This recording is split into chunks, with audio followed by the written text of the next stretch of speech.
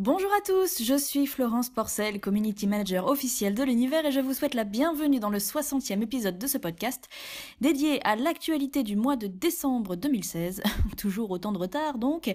Je vais vous parler de cinéma, de gifs de l'espace, de la Chine et d'une étoile qui va venir nous rendre visite. Mais avant toute chose, il faut que je vous annonce un événement qui se déroulera le 20 mars, soit dans quelques jours. Ce sera la nuit des ondes gravitationnelles organisée par le CNRS et la Société française de physique en partenariat avec le magazine Ciel et Espace. Alors ça s'appelle une nuit, mais en fait ce sera une grande soirée que j'aurai le plaisir et l'honneur d'animer depuis la scène du Grand Rex à Paris, mais elle sera retransmise en direct dans des lieux de culture scientifique partout en France, comme dans les planétariums de Dunkerque et de Vaux-en-Velin par exemple, ou encore à l'Institut de physique de Strasbourg ou dans les facs de sciences de Bordeaux et de Vendeuvre. Et on sera également en direct avec Kachina et Florence en Italie, et évidemment en live stream sur internet. Il y aura notamment un Facebook Live sur la page du CNRS. Alors pour le programme, il y aura des conférences à partir de 18h30, ça dépendra évidemment des centres, hein. Les scientifiques seront pas tous les mêmes, mais ce sera sur les ondes gravitationnelles avec un angle différent selon les chercheurs qui viendront en parler. Je prendrai ensuite l'antenne vers 20h en direct du Grand Rex, on ira faire une visite de Virgo en Italie, il y aura un quiz, ceux qui seront présents dans les centres pourront jouer avec nous, et ensuite on diffusera un docu de 10 minutes, et on terminera avec une conférence sciences et cinéma avec une fin de soirée prévue à 22h30. C'est gratuit, bien évidemment, mais il est fortement conseillé de réserver ses places, notamment au Grand Rex. Alors je vous mets tous les liens qui vont bien dans la description sous la vidéo. En tout cas, j'espère vous croiser si vous êtes à Paris, et où que vous soyez en France ou dans le monde, j'espère que vous passerez une bonne soirée. Donc c'est le lundi 20 mars, et j'ai même pas peur. Bref, revenons au mois de décembre, puisque c'est de ça dont cet épisode 60 va parler, et commençons très tristement avec la rubrique personnalité. Alors c'est une hécatombe, ce mois de décembre. Le 8, c'est John Glenn qui nous a quittés. Il avait 95 ans, cela dit, rien de très surprenant non plus. John Glenn a marqué plusieurs fois l'histoire en devenant le premier américain en orbite en 1962 et en faisant son deuxième et dernier vol avec la navette Discovery alors qu'il avait 77 ans. Il reste à ce jour la personne la plus âgée ayant volé. Et c'était malheureusement le dernier survivant des Mercury 7, la toute première sélection d'astronautes de l'histoire de la NASA. Avec lui, c'est donc une page de l'histoire qui se tourne. Autre astronaute ayant rejoint les étoiles le 23 décembre, c'est Pierce Sellers, qui était météorologue. Il est allé 3 fois dans l'espace à bord de navettes spatiales et on a pu le voir dernièrement dans le documentaire de Leonardo DiCaprio sur les réchauffements climatiques, où il avait annoncé être atteint d'un cancer. Il avait 61 ans. Le 25 décembre, c'est Vera Rubin qui est partie, l'astrophysicienne dont les travaux sur la matière noire auraient dû lui valoir le prix Nobel. Elle ne l'aura donc jamais et je suis très très en colère, comme un bon nombre de gens dans la communauté scientifique d'ailleurs. Elle avait 88 ans. Et le 27 décembre, c'est Carrie Fisher qui a laissé plusieurs générations de geeks orphelins, celle qui avait interprété la princesse Leia dans la saga Star Wars, mais qui était aussi scénariste et auteur avec un sens de l'humour proverbial, est décédée à 60 ans d'une attaque cardiaque et je crois qu'on a tous été véritablement très très tristes. Alors pour le coup, c'est un peu de notre jeunesse qui s'est envolée avec elle. Voilà, elle plombe un peu l'ambiance cette rubrique, Je préférerais vous annoncer la naissance d'un nouveau plan d'arbre extraterrestre plutôt que la mort d'êtres humains, mais que voulez-vous, on n'a pas encore trouvé de séquoia sur Mars. Donc bon, je fais ce que je peux. Mais en parlant de vie extraterrestre, je sais que c'est un peu tard pour aller le voir en salle, mais si vous l'avez raté au cinéma, foncez sur le film Premier Contact dès qu'il sortira en DVD ou en VOD, c'est un diamant brut. J'ai jamais été aussi emportée, aussi bouleversée depuis Contact, et croyez bien que c'était pas simple à atteindre comme résultat. Alors ça raconte l'histoire d'une linguiste qu'on envoie tenter de communiquer avec une espèce d'extraterrestre qui vient d'arriver sur Terre, et tout est absolument parfait dans ce film. Amy Adams dans le rôle titre, qui est très émouvante. Les extraterrestres eux-mêmes qui sont très très bien rendus, leur forme d'écriture qui est une véritable œuvre d'art à elle toute seule, le traitement du son, oh mon dieu, mais ce son quoi. D'ailleurs ils ont reçu un Oscar pour le montage sonore, la lumière est tellement belle aussi, le scénario, la réal, tout tout. Il avait été nominé aux Oscars également pour le meilleur film et le meilleur réalisateur, d'ailleurs. Il a remporté tout un tas de prix amplement mérités, et c'est la première fois que le thème de la rencontre avec une vie extraterrestre est aussi bien traité, montré, pensé dans une œuvre de fiction. C'est absolument brillant. C'est un des meilleurs films de science-fiction que j'ai jamais vu. Et concernant la linguistique, je vous conseille la vidéo de l'ami Romain, also known as Linguisticae, qui parle du film à la lumière de sa spécialité, et il en dit beaucoup de bien aussi. Comme quoi, donc vraiment, ne le manquez pas. Et pour rester dans le cinéma, tiens, on annonce un biopic de Neil Armstrong avec Ryan Gosling dans le rôle titre et Damien Chazelle, le réalisateur de La La Land aux manettes.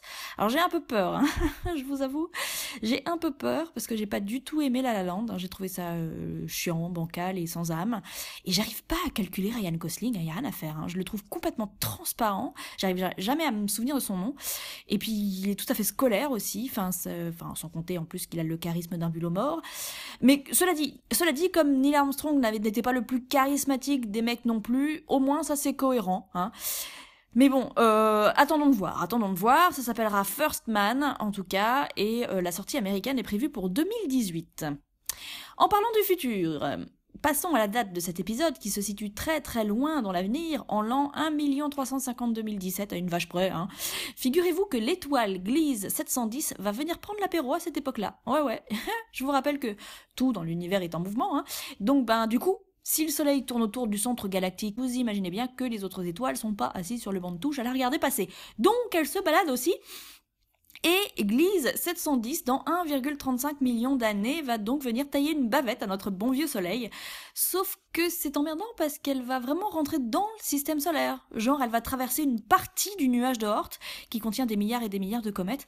Du coup, il y a fort à parier que beaucoup d'entre elles vont être précipitées vers le soleil, donc vers nous, et qu'on risque d'avoir quelques ennuis. Ce ne sera sans doute pas aussi cataclysmique que le grand bombardement tardif, mais il suffit d'un corps un peu mastoc pour détruire toute la vie terrestre, à condition qu'il y en ait toujours dans plus d'1 million d'années. Alors pour vous donner des chiffres un peu plus précis, sachez qu'elle passera à 13 365 unités astronomiques. Unité astronomique étant la distance moyenne Terre-Soleil, soit 150 millions de kilomètres. Sachant que le nuage de Oort s'étend au moins jusqu'à 150 000 unités astronomiques.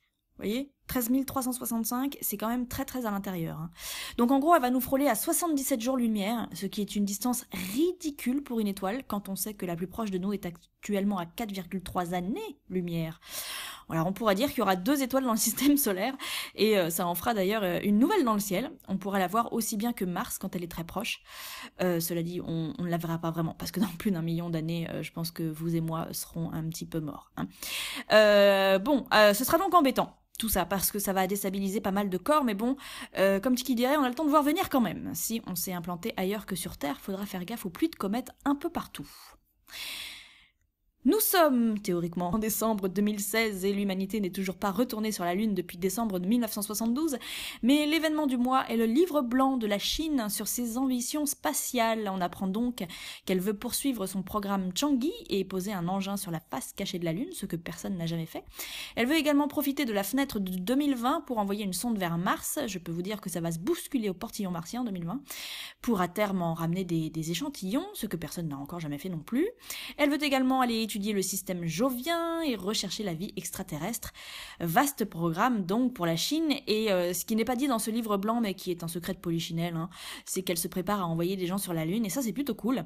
Elle travaille d'ailleurs pas mal avec l'Europe là-dessus, et Thomas Pesquet apprend actuellement le mandarin, donc ça avance.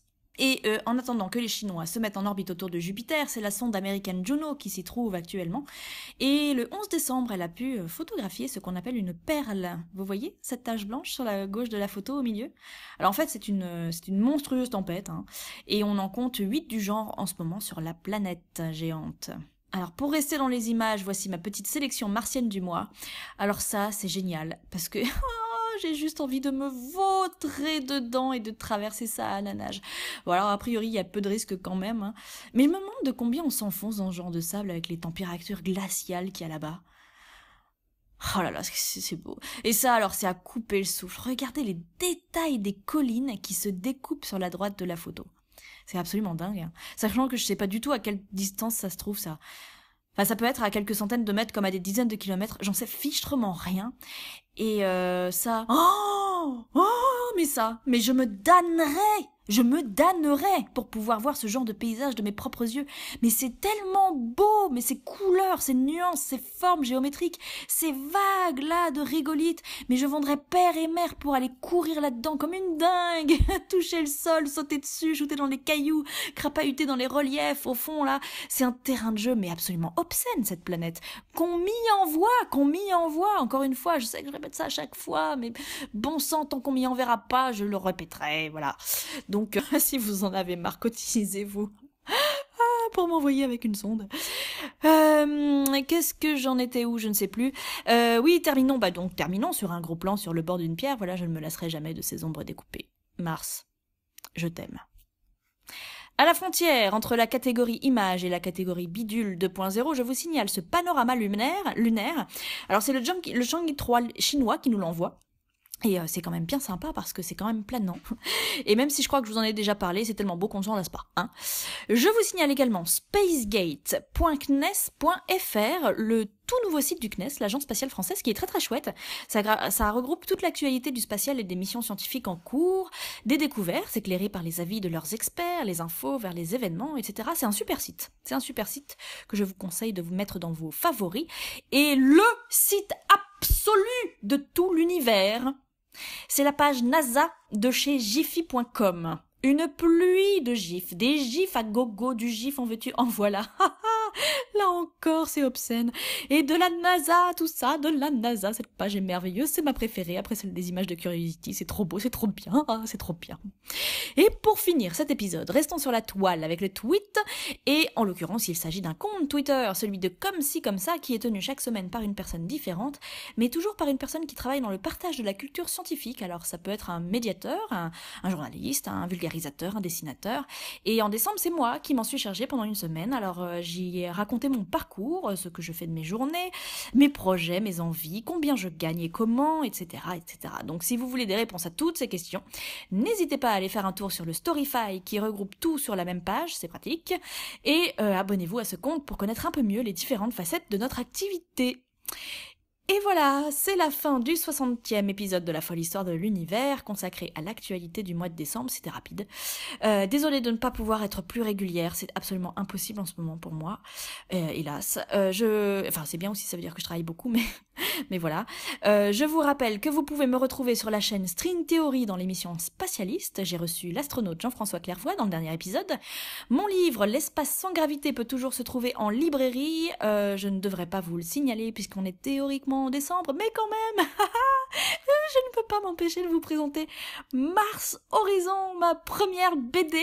J'en suis très très fière, c'est mon bébé. J'y reviendrai dans l'épisode 63. Du coup, il est sorti aux éditions chez Delcourt, je vais y arriver, dans la nouvelle collection Octopus, co-dirigée par Boulet, et c'est dessiné par Erwan Surcouf, dit le meilleur. Voilà, j'espère qu'elle vous plaira. Merci aux tipeurs pour leur soutien indéfectible, et partagez ce podcast autour de vous pour qu'il gagne en visibilité. Prenez soin de vous, prenez soin de notre planète et n'oubliez pas de rester le nez en l'air à ne rien faire.